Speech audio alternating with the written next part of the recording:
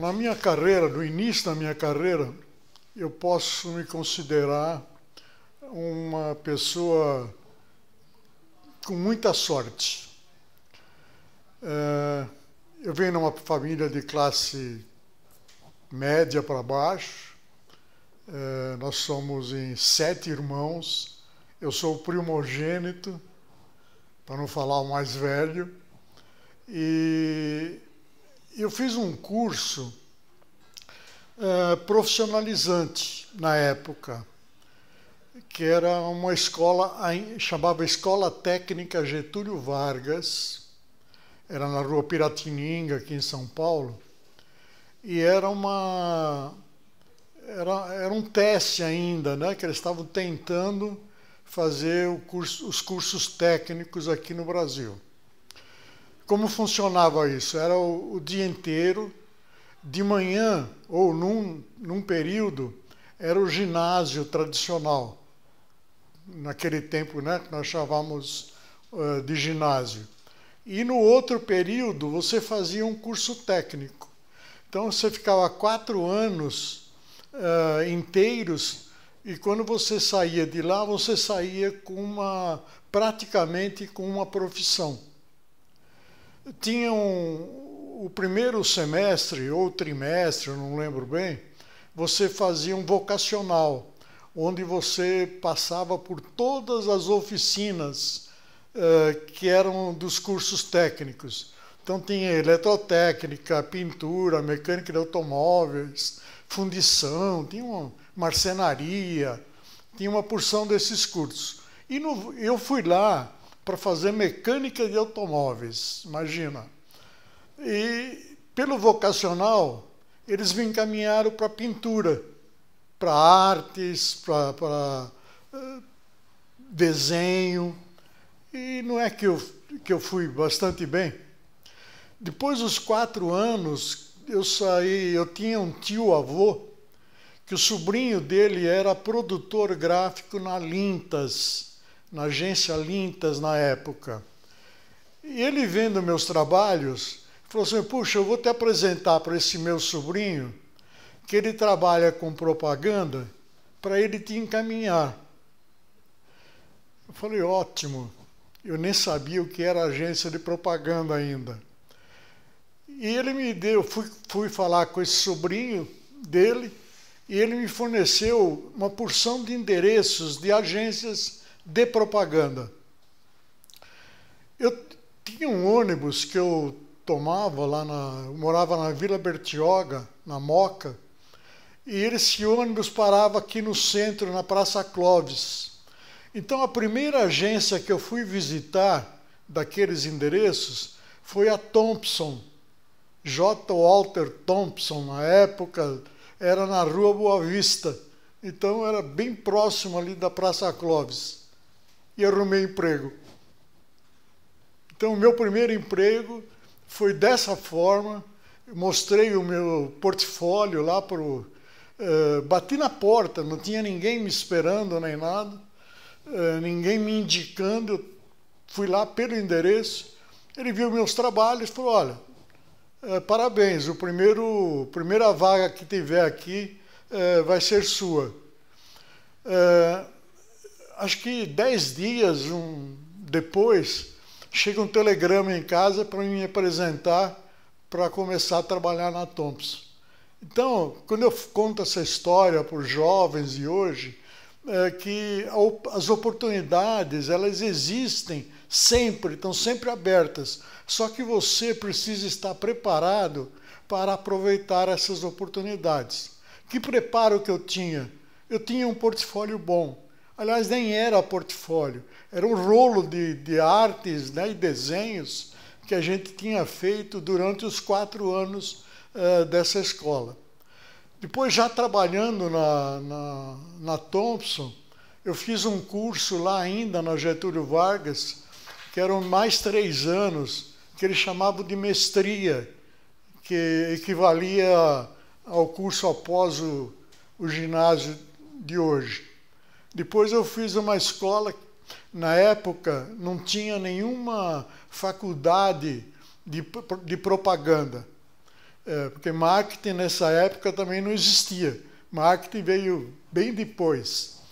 Então, eu tinha uma escola que chamava Escola Paulista de Propaganda, que era a precursora da ESPM. Quem davam aulas lá eram os profissionais das agências. Então, eu tive aula com Otto Scherbe, Hélio Silveira da Mota, Elcio Emerich, os grandes profissionais da época e das grandes agências que davam aula nessa agência. Bom, e daí eu fui em frente, trabalhei em grandes agências, pequenas agências, organizadas, desorganizadas, e desenvolvi a minha carreira. Nesse tempo todo, já se vão, acho que, nós estamos falando de 1958, então já se vão lá 60 e poucos anos. Nesses anos todos, além dos cursos que eu fiz, eu tive a chance de trabalhar com os maiores profissionais que a propaganda já teve aqui no Brasil. Foi um tempo áureo da propaganda. Eu tive aulas com Madia durante mais de 30 anos de convivência, né? E assim com quase todos os nossos profissionais aí. Atendi grandes clientes, pequenos e médios, já fui cliente também, enfim, desenvolvi uma carreira que me trouxe bastante felicidades. Se eu tivesse que começar hoje outra vez e tivesse as mesmas chances, eu acho que eu percorreria o mesmo caminho. Eu sempre fui muito irrequieto, eu nunca me conformei com as coisas como elas são. Acho que a criação, depois que sai da prancheta, ou hoje, depois que sai do computador, já está ultrapassada. Se eu tivesse que repetir o mesmo anúncio, o mesmo comercial, a mesma ação, você estaria sempre repetindo, porque terminou de fazer, na minha maneira de ver, já está ultrapassado. Numa ocasião, eu fui contratado, eu trabalhei na Denison durante acho que 4 ou 5 anos. Eu fui um dos funcionários fundadores da Denison aqui em São Paulo.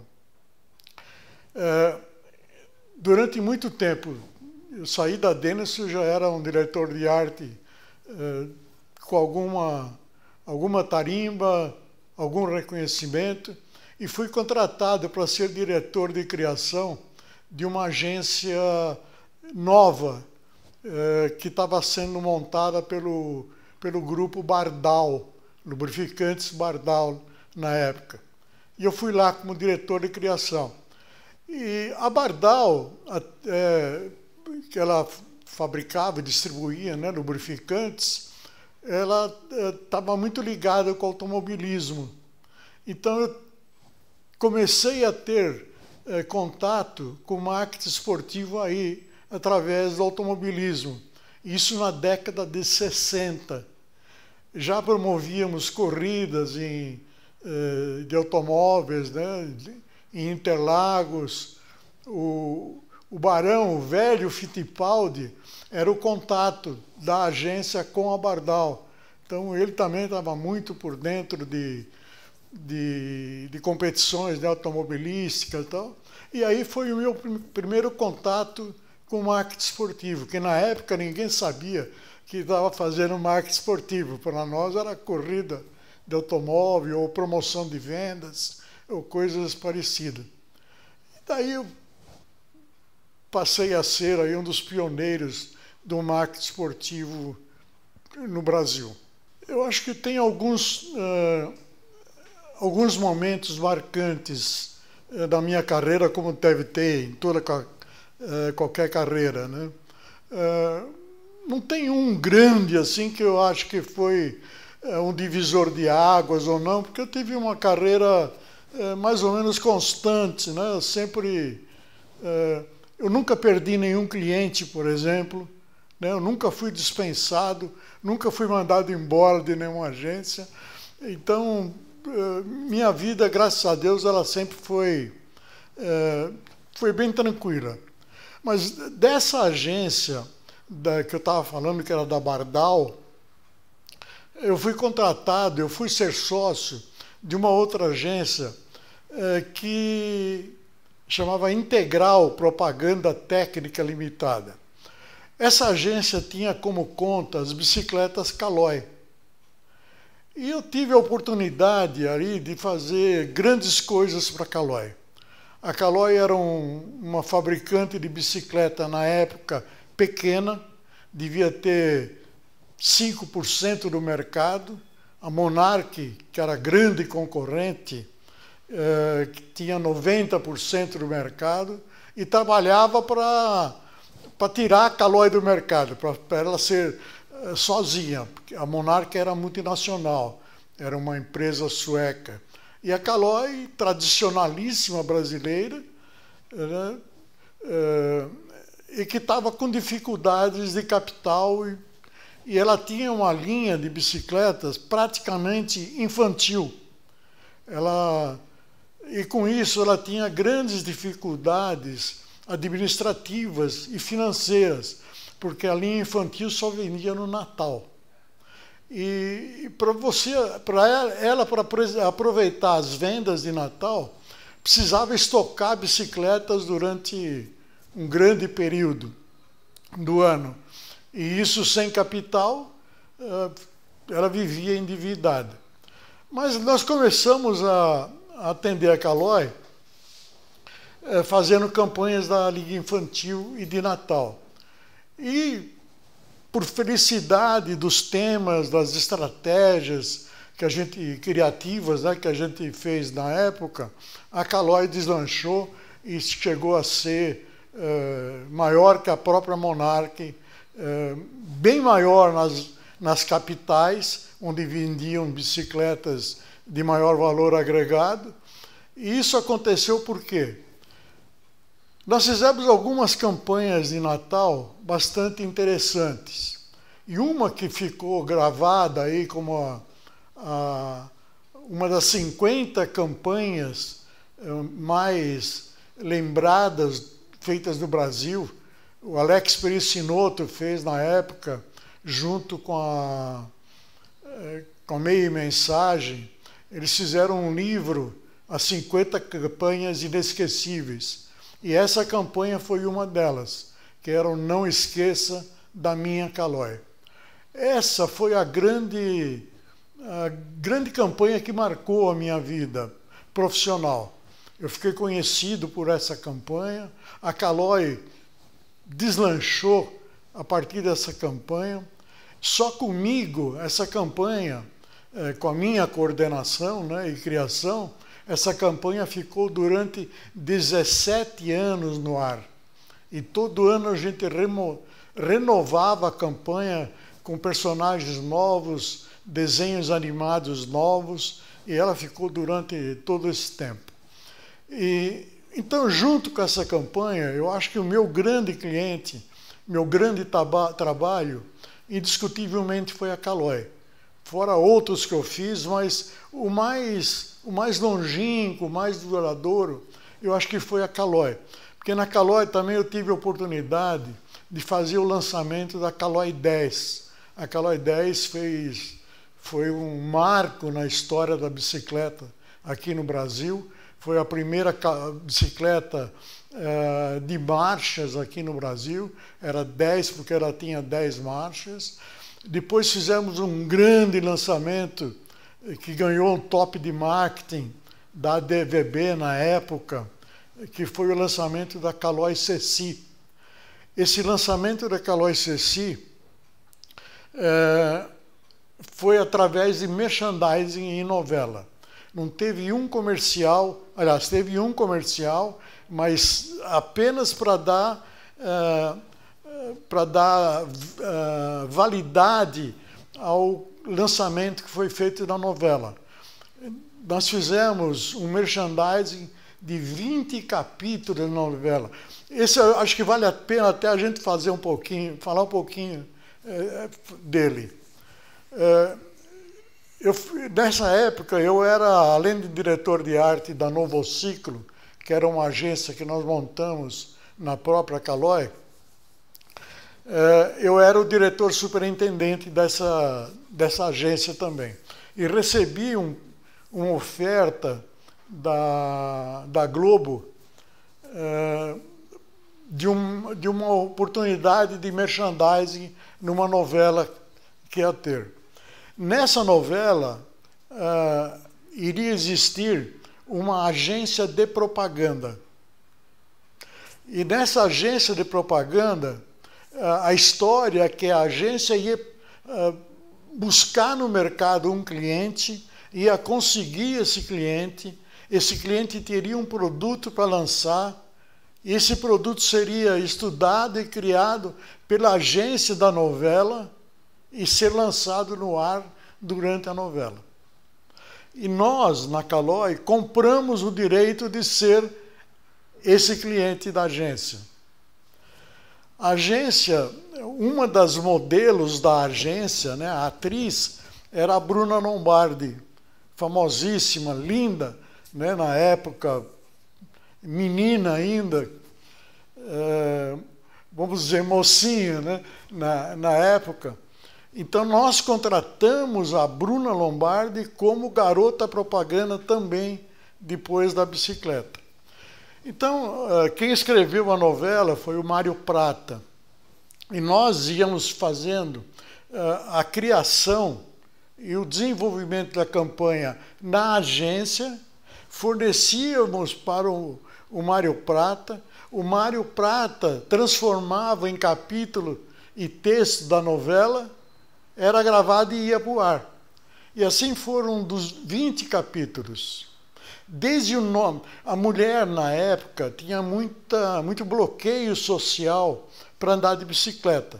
Ou porque o noivo não gostava, o marido não gostava, ela não se sentia bem, mas ela tinha muitos bloqueios. E nós já tínhamos detectado isso na própria Calói, através das pesquisas, né, de mercado que a gente fazia. Então, a gente já tinha esse modelo da bicicleta pronta, prestes a ser lançado. E o grande chamariz dessa bicicleta era a cestinha que ela tinha na frente. E foi um sucesso muito, muito, muito grande. Então, a gente ia fazendo, né, desenvolvendo a campanha, o Mário Prata transformando em capítulo, gravava e ia para o ar. Isso nos deu chance de discutir num dos capítulos o porquê que a mulher não andava de bicicleta. No outro capítulo, de discutir qual seria o melhor nome para a bicicleta. Por exemplo, a bicicleta tinha que ter conotação de liberdade, com natureza, com a mulher livre. Então, e aí o diretor de arte, o redator da novela, os atores, discutiam no capítulo que nome que lembraria tudo isso, transmitiria tudo isso. E chegaram à conclusão que, olha, acho que um grande nome é Ceci, Calói Ceci, porque Ceci é uma índia, assim e tal. E com isso nós fomos desenvolvendo o capítulo todo. E foi quando, em determinado momento, o Jaime Barcelos, que era o diretor da agência, né, o diretor da agência, está sentado na sua mesa, no seu escritório, entra o diretor de criação com um cassete de fita, né, na mão, e diz assim: diretor, ficou pronto o filme da Calói Ceci. Ficou muito bom. Aí o diretor fala para ele assim: vamos ver. Aí ele pega o cassete, põe num monitor que tem do lado da mesa dele, e a câmera grava na novela aquele comercial. dentro da novela, assim, sem corte, sem nada. Só que aberto. Aí o diretor falou assim, puxa, que bom, né? Ficou muito bom. Vamos ver outra vez? Aí, ainda dentro da novela, ela enquadra só no monitor e grava normalmente, passa normalmente aquele comercial. Isso deu um recall incrível. E para dar credibilidade nisso e trazer para a realidade, nós veiculamos o mesmo comercial no primeiro break que teve após aquela cena. Esse comercial foi feito com a Bruna Lombardi, um comercial que nós fizemos, né? E como se fosse a agência da novela. Nossa, isso deu um recall e vendeu bicicleta e ficou. A Caloi Ceci passou a ser um dos grandes produtos da Caloi. Então eu diria que esse também foi um momento muito marcante na minha vida, que criou uma oportunidade, né, da mulher andar de bicicleta. Esse foi bastante bom. Lançamos depois a Caloi Cross. E uma coisa que me marcou bastante, nós fomos procurados pelo secretário municipal de esportes, na época, o Caio Palpeu de Toledo, nós na Caloi, porque ele queria fazer um evento ciclístico de corrida de bicicleta aqui em São Paulo pela secretaria. Como nós tínhamos já começado a fazer alguma coisa de passeios de bicicleta, passeios ciclísticos, nós propusemos para ele, eu lembro que até na época eu disse, Caio, o que você prefere? 100 corredores de bicicletas correndo e 10 mil assistindo? Ou você prefere 10 mil andando de bicicleta e 1000 assistindo? Pô, lógico, é ao contrário, né? Vamos fazer. Então nós propusemos para ele fazer um grande passeio ciclístico em São Paulo. E lançamos o primeiro passeio ciclístico da primavera. Por que primavera? Porque é a época que mais tem a ver com bicicleta e o que nós vendíamos já na época, que era a natureza, né? Ecologia, toda essa história que marca, né? E que faz da bicicleta um veículo ideal. Condicionamento físico e tudo mais. E marcamos a data no primeiro domingo mais próximo da abertura da primavera. E a saída era no Ibirapuera, né, por ali, dava umas voltas ali por trás. E qual a nossa surpresa? Nós fizemos uma chamada na Globo com algumas músicas especiais, uma locução diferente, né? Venha sentir o vento no rosto, né? Algumas coisas, sorriso nos lábios. Então. E fizemos uma chamada bem romântica. Lotou Ibirapuera. Nossa, o que tinha de gente, foi um negócio que marcou. Então, eu fiz do primeiro até o 11º passeio ciclístico da primavera. Esse passeio da primavera, ele era notícia, nós não tínhamos assessoria de imprensa, mas ele era notícia no Jornal Nacional, no Fantástico, capa da Folha, capa do Estadão, o que tinha, e assim, com manchetes, 180 mil pessoas no passeio ciclístico da primavera, 200 mil pessoas no passeio ciclístico da primavera. Era um sucesso enorme. Isso daí, ele gerava passeios no Brasil inteiro. Virou moda na época. Esse também foi alguma coisa que me marcou bastante, e permaneceu. Acho que na sequência da bicicleta, nós fizemos,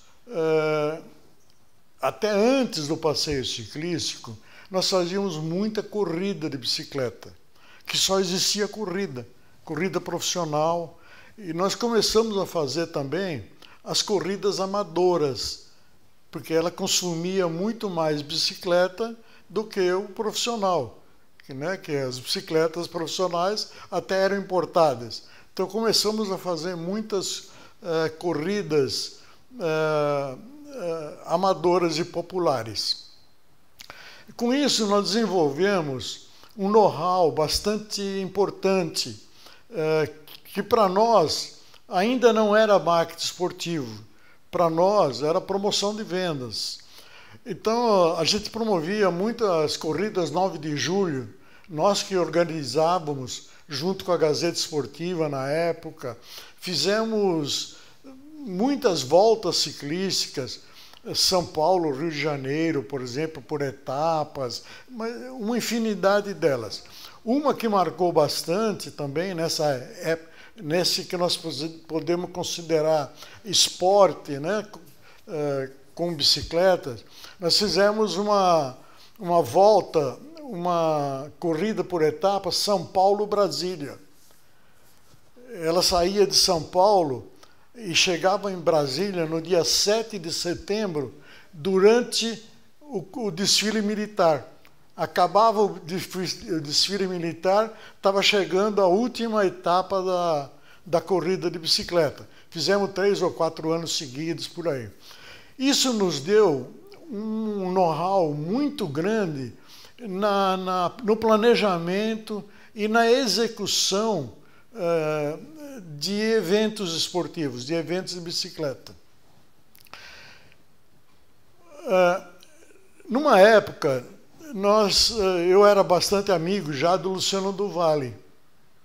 E ele encontrou com o presidente da Confederação Brasileira de Vôlei, que estava procurando aqui no Brasil uma agência que pudesse fazer um sul-americano de voleibol feminino, que era para ser feito no Chile, mas o Chile na época só fez o masculino, e o Nusman na época falou, não, deixa comigo que eu faço no Brasil o feminino.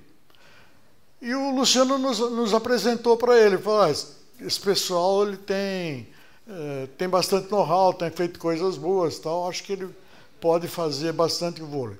O vôlei não existia na época, nós estamos falando, acho que da década de 70, por aí. Mas nós pegamos aquilo como missão, escolhemos a cidade, não podia ser em São Paulo, porque tinha que ser uma cidade onde o evento de vôlei significasse alguma coisa para a cidade. Procuramos a cidade, chegamos a Santo André e fizemos lá o Sul-Americano Feminino de Voleibol. O Brasil não ganhava, era vice há 11 anos, só dava Peru. Peru durante 11 anos. E nesse ano o Brasil ganhou. Época da Isabel, da Jaqueline, Vera Mossa, tinha um time bastante interessante. Ganhou, foi um sucesso. A Globo transmitiu a final no sábado à tarde, com narração do Luciano do Vale. Então, e foi aí um sucesso muito grande, que começou realmente, nós começamos realmente a falar de marketing esportivo, que foi o lançamento do voleibol no Brasil. O voleibol não existia como modalidade praticamente, ele era citado nas Olimpíadas e uma participação sofrível das equipes brasileiras, e ele passou a ser o segundo esporte no Brasil. Ele passou o basquete na época e ficou sendo o segundo esporte no Brasil. Para promover, depois desse jogo de Santo André, nós não deixamos mais a peteca cair. Aí usamos todo o nosso know-how de marketing, aí sim, realmente promovendo, desenvolvendo, fazendo eventos promocionais com o esporte, com a modalidade esportiva, para ele sempre ter imagem na imprensa, na mídia de uma maneira geral. E com isso o vôlei explodiu.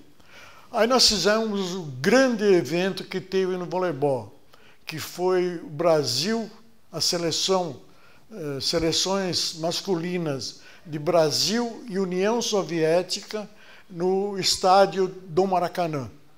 Nós montamos lá um tablado no Maracanã, é recorde de público até hoje, lotou o Maracanã, mas foi um sucesso e foi um divisor de águas também no voleibol, antes do Maracanã e depois do Maracanã.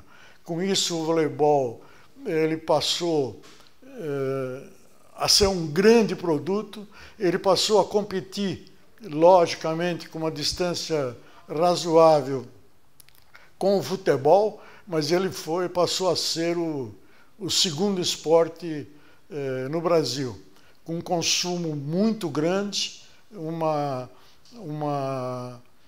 participação na mídia enorme, quer dizer, ele passou realmente a ser um produto de consumo. Então, eu acho que no marketing esportivo, eu diria que o voleibol foi o meu grande case. Hoje, eu até ampliei um pouco a denominação de marketing esportivo. Eu estou usando hoje marketing e eventos esportivos. O que eu acho? O marketing e o evento esportivo, ele interessa muito a mídia. Se você pegar, nós temos hoje no Brasil, acho que 12 emissoras de televisão com programação esportiva 24 horas por dia. Isso, além de significar que tem um mercado muito grande para eventos esportivos, né, para programação esportiva, mostra que tem um mercado enorme para a produção de eventos esportivos. Eu participei também da criação do Show do Esporte. Foi o grande programa que estourou na televisão, mas ele começou quando nós tínhamos um acordo com a Record. Então o Show do Esporte começou na Record, através de uma empresa que nós éramos em 3 sócios, o Kiko, da Caloi, o Luciano do Vale e eu. O Luciano saiu da Globo, o Kiko saiu da Caloi, eu saí da Caloi e da Novociclo e montamos uma empresa, chamava Promoação, só para produzir eventos esportivos para televisão. E demos o nome de Show do Esporte. Quando acabou o nosso acordo com a Record, a Band fez uma oferta muito grande e o Show do Esporte foi para a Band. E aí ele explodiu, né, que ele tinha o domingo inteiro lá de programação. Então, esse interesse que a mídia tem pelo esporte não é só por audiência, mas também por patrocínios. As verbas de patrocínio para as emissoras de esportes, ou não de esportes, mas emissoras tradicionais da própria Globo, se você pegar a programação da Globo, ela tem uma programação esportiva muito grande, muito importante. Ela tem horário nobre uma vez por semana, né, durante a semana, e tem um horário nobre também no final de semana, que ela transmite futebol. Ela transmite Copa do Mundo, ela transmite, sei lá, tudo que tem de esporte, ela transmite na emissora aberta, que é praticamente um fenômeno brasileiro, né? Porque no mundo inteiro o esporte não está mais só na emissora aberta. Mas aqui no Brasil, tendo o interesse da mídia, a mídia vai procurar o evento esportivo. Para até agora, nós estamos falando agora desse momento de pandemia, para poder projetar o futuro. O que aconteceu com a maioria dos eventos? Pararam. quase totalidade dele, o evento esportivo não parou. Por quê? Está sendo feito sem público, mas o evento está acontecendo. Então, as emissoras precisam desses eventos para manter a programação no ar. E isso mostra, eu escrevi um artigo outro dia comentando sobre isso mostra a importância que tem o evento esportivo ou o marketing esportivo na programação da mídia, na programação normal, né, das emissoras de televisão, nos veículos de mídia. Então isso vai crescer cada vez mais. Você pega a Copa do Mundo, ela cresce cada vez mais. Você pega aqui a Copa América, a Libertadores, os campeonatos brasileiros. Você pega hoje na televisão, você vê as emissoras transmitindo campeonatos regionais, que você vai, pô, isso não tem importância tanto, mas eles precisam e estão colocando no ar. Então isso vislumbra um futuro maior ainda por uma modalidade esportiva, né, que não caiu, que ela continuou existindo apesar da pandemia. E isso é uma amostragem que o esporte, o marketing esportivo vai permanecer e vai crescer muito nos próximos tempos. Principalmente que o esporte, com a internet, quase todas as equipes ou os times, eles têm o seu canal no YouTube ou em outros meios, eles têm seu canal de transmissão.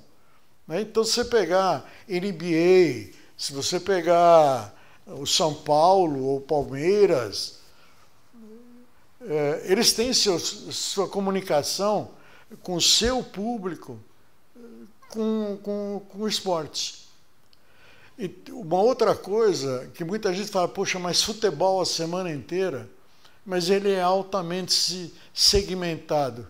Se você tiver um dia um jogo do São Paulo, no outro dia o jogo do Corinthians, no outro dia do Palmeiras, no outro dia do Flamengo, você tem futebol, por exemplo, a semana inteira, mas para segmentos diferenciados. O São Paulino assiste jogo do São Paulo, dá uma audiência boa, dá uma audiência boa. O palmeirense assiste jogos do Palmeiras, dá uma audiência boa, dá uma audiência boa. Então tem produto para todos os dias, durante todos os tempos. Isso quer dizer o quê? Se tem interesse da mídia, é uma modalidade ou é um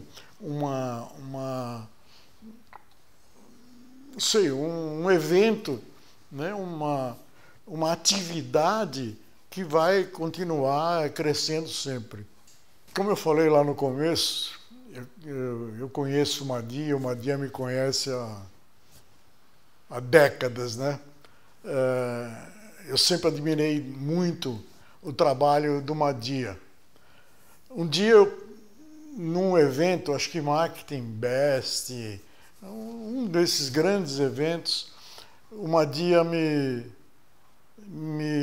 convidou, falou, olha, nós estamos criando a Abra Marketing e estou te convidando para fazer parte, como um dos membros fundadores.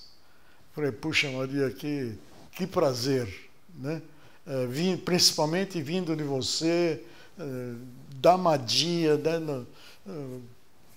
Que é uma equipe, que é uma empresa, que é uma pessoa que eu admiro tanto.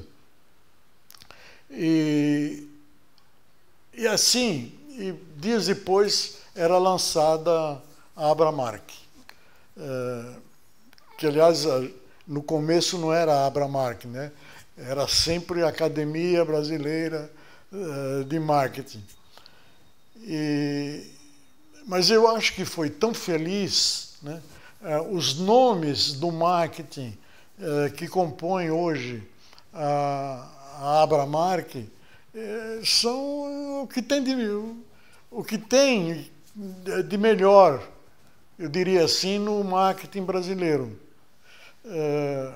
Liderados pelo Madia, logicamente, mas eu acho que esses grandes nomes e as grandes coisas que se fez no marketing brasileiro estão presentes na Abramark. Isso para o marketing, outro dia eu vi, acho que um depoimento do Madia também, alguma coisa, falando uma coisa que me incomoda muito, que é o marketing político. Que o marketing político, que foi o causador de uma confusão tão grande no marketing, que a imprensa começou a chamar-nos de marqueteiros. Isso machuca tanto um profissional de marketing ser chamado de marqueteiro, quanto machuca um jornalista ser chamado de jornaleiro. Então, eu acho que isso, que a Abramark, ela tem como missão, na minha maneira de ver, como membro da Abramark, de defender realmente o profissional de marketing com M maiúsculo, quer dizer, marketing profissional, que não tem nada a ver com esses marqueteiros aí, sim, do marketing político normalmente. Eu acho que a Abramark, logicamente, está prejudicada também pela pandemia, né, assim como o marketing esteve, mas nunca deixou de fazer o seu papel, que é defender, estimular a prática do marketing como ideologia real da empresa e administração moderna.